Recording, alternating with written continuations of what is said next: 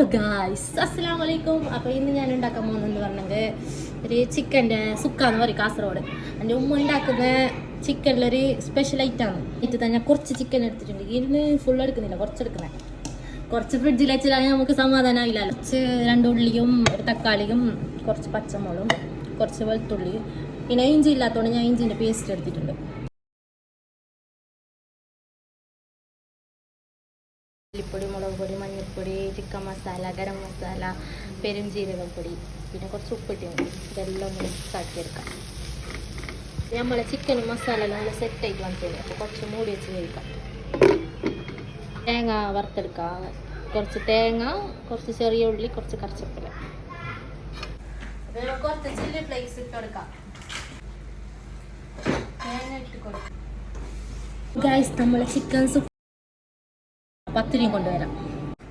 അപ്പോൾ ഗൈസ്, നമ്മൾ നല്ല പത്തിരിയും സുക്കയും റെഡി ആയിട്ടുണ്ട്. നല്ല മിക്സാക്കാം. പത്തിരി നല്ല തേങ്ങാപ്പാൽ കുതിർന്നിട്ടുണ്ട്.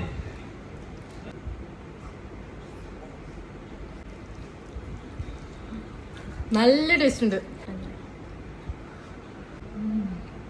സ്വർഗം. അപ്പോൾ ഇനി അടുത്ത വീഡിയോ ആയിട്ട് വരാം.